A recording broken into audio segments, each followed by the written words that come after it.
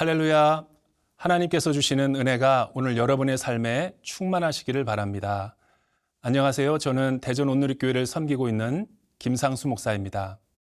세상은 성공을 자랑스러워하고 실패를 부끄러워합니다. 그러나 하나님의 성공은 세상의 기준과 차이가 있습니다.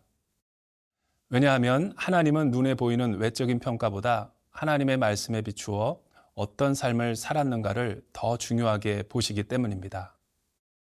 오늘은 북이스라엘의 왕으로 등극한 바하사와 그의 아들 엘라 왕이 하나님 앞에서 어떤 평가를 받고 있는지 살펴보도록 하겠습니다.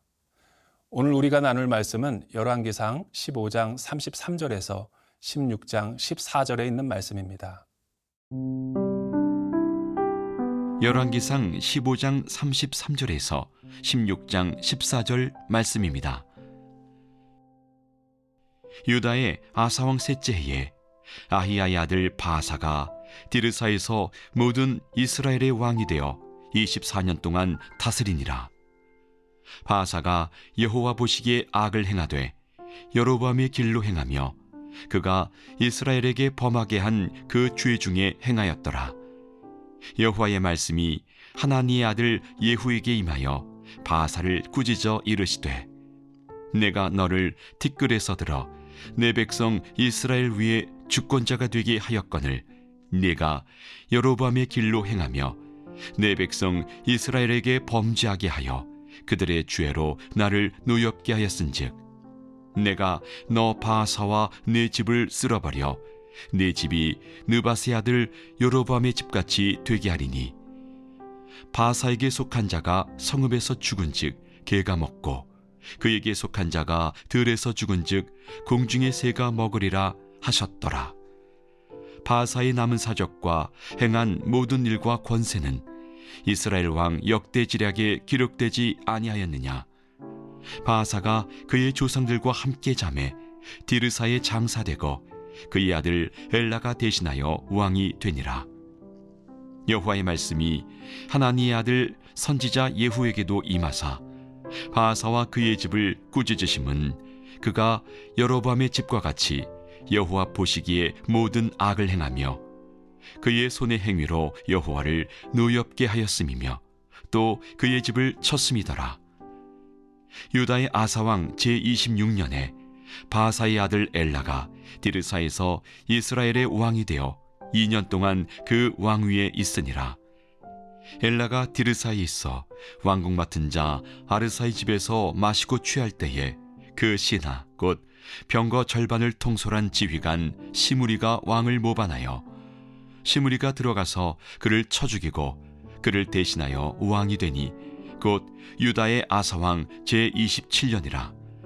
시므리가 왕이 되어 왕위에 오를 때에 바하사의 온 집안 사람들을 죽이되 남자는 그의 친족이든지 그의 친구든지 한 사람도 남기지 아니하고 바하사의 온 집을 멸하였는데 선지자 예후를 통하여 바하사를 꾸짖어 하신 여호와의 말씀같이 되었으니 이는 바하사의 모든 죄와 그의 아들 엘라의 죄 때문이라.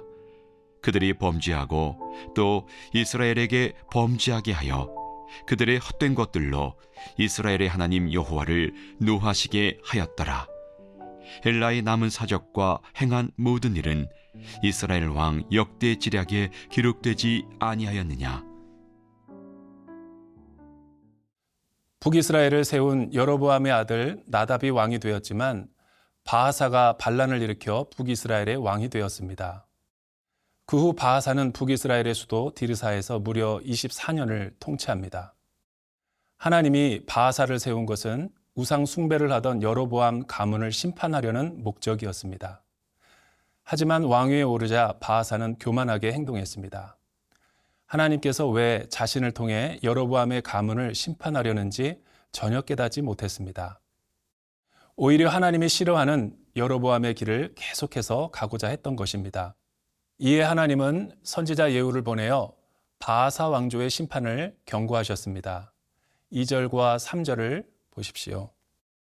내가 너를 티끌에서 들어 내 백성 이스라엘 위에 주권자가 되게 하였거늘 내가 여로보암의 길로 행하며 내 백성 이스라엘에게 범죄하게 하여 그들의 죄로 나를 노엽게 하였은즉 내가 너 바하사와 내 집을 쓸어버려 내 집이 느밧의 아들 여로보암의 집같이 되게 하리니. 선지자 예후의 말에 따르면 바하사는 티끌과 같은 연약한 존재였습니다. 하지만 하나님이 그를 높여 왕이 되게 하시고 우상 숭배의 죄를 제거하기 원하셨습니다. 하지만 바하사는 교만해지고 여로보암과 같이 우상 숭배의 죄에 빠지게 되었습니다. 이에 하나님은 바하사와 그의 친족들에게 진노하십니다. 여로보암을 심판하신 것처럼 장차 바하사 가문을 심판하겠다고 선언하셨습니다. 하나님이 자격 없는 우리에게 높은 지위를 허락하신 것은 결코 나의 욕망을 위해서가 아닙니다. 하나님의 백성을 돌보고 주의 길로 인도하기 위함입니다. 하지만 스스로 하나님인 것처럼 교만하게 행동한 바하사 왕은 24년 동안 이스라엘을 통치했음에도 불구하고 선한 영향력을 미치지 못했습니다. 결국 바하사에게 속한 모든 사람은 성읍에서 죽으면 개가 먹고 들에서 죽으면 공중의 새가 먹어버리는 끔찍한 형벌을 받게 됩니다. 그렇게 그가 세운 나라는 역사의 뒤안길로 쓸쓸하게 사라져버리고 말았던 것입니다. 바하사 왕의 삶을 통해 우리가 깨닫게 되는 교훈은 무엇일까요? 하나님 앞에서는 누가 오래 통치하고 또 무슨 일을 했는가는 중요한 것이 아닙니다. 오히려 하나님 보시기에 어떤 삶을 살았는가가 더 중요한 것입니다.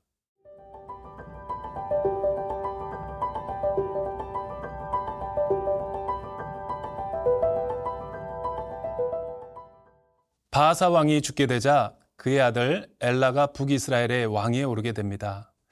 엘라 왕은 북이스라엘의 수도 디르사에서 2년간 통치하고 있었습니다.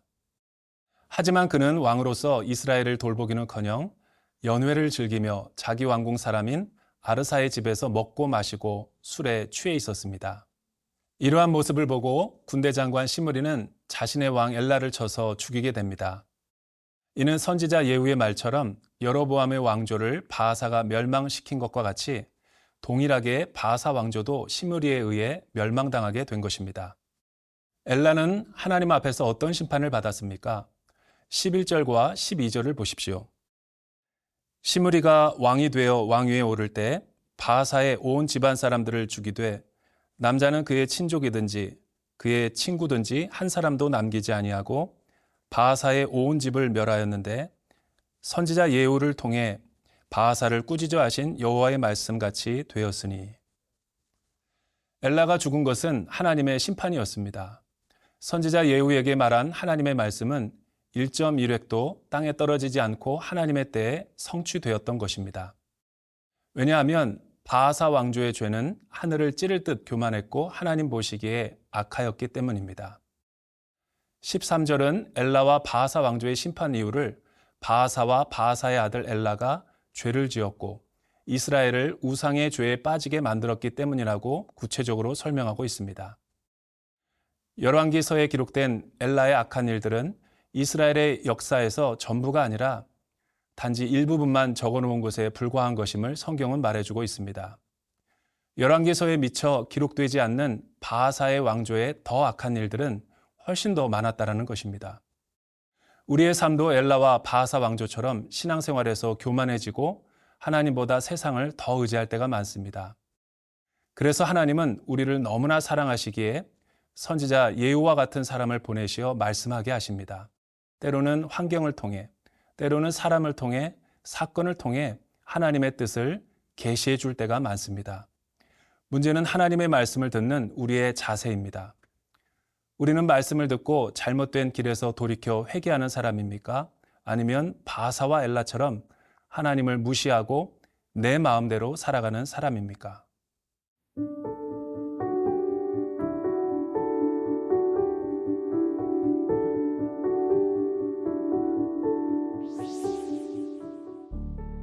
살아계신 하나님, 자격 없는 죄인을 은혜로 불러주시고 하나님의 사람으로 살아가게 하심을 감사드립니다.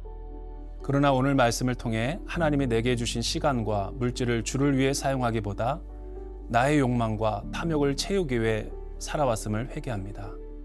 사람의 인정과 평가보다 하나님 앞에서 어떤 삶을 살아가고 있는지 늘 의식하며 깨어있는 삶을 살아가게 해주십시오. 예수님의 이름으로 기도합니다. 아멘.